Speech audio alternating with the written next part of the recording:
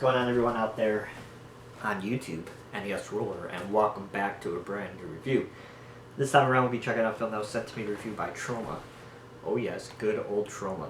This film from 1987, and it goes by, yes, Surf Nazis Must Die. So this is the brand new restoration version of this film put out by Troma, and you know, when you get a Troma film, the first thing that you have to do is watch the intro by good old Lloyd Kaufman. This one doesn't waste any time. You put the disc in, and boom, you get Lloyd right away. And you know, I have a ton of Troma films behind me here, and the best part of any Troma release is watching Lloyd do his intros. And this one does not disappoint. I mean, he's just absolutely hilarious in this 90-second intro that he does on this film. Stuck at his house in quarantine. It's absolutely hilarious, and it sets up the movie quite well. So, is Surf Nazis Must Die any good? I mean, Troma is kind of like Full Moon back in the day, where, you know, the 80s and the 90s stuff of Troma, you know, was actually pretty good. Not actually pretty good, for Troma standards, it's pretty good. You know, today they release a lot of, you know, low budget stuff. But back in the day, you know, they kind of actually tried to make a well-made movie. And I feel like this film kind of falls under that umbrella, where they have some really great shots, and the music is good, and it's not poorly made or anything like that. So it's definitely a watchable quality movie in Troma terms. And it's just a fun movie. Is it good? Not really, to be honest with you, but it still has enough going for it that it's an enjoyable watch at 83 minutes long.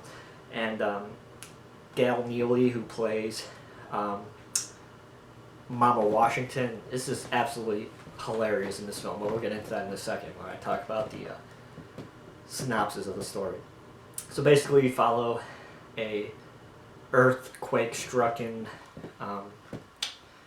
California, and basically the beaches have been taken over by a series of gang members, basically, who just take over a section of the beach and they surf.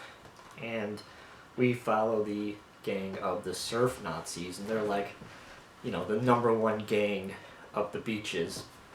And basically we follow Adolf and his lady friend Eva, and it's basically just a tale of them you know, showing their power over the other gang members. And along the way we have this side story with, as I said before, Mama Washington, who is a black woman whose son gets murdered by the Surf Nazis, and she goes out and she tries to get her revenge on the Surf Nazis.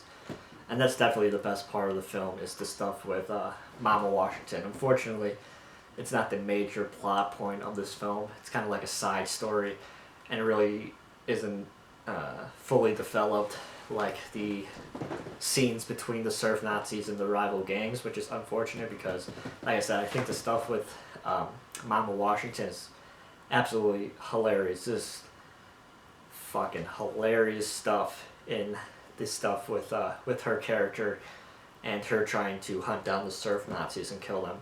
Just really, really funny stuff. I also want to talk about the score of this movie. It's totally original score. It's really, really great, especially the intro.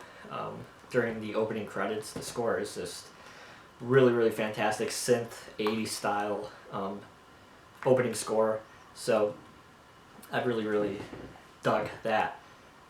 So like I said, Surf Nazis Must Die, for a Troma movie, it's totally passable. It's actually not that bad.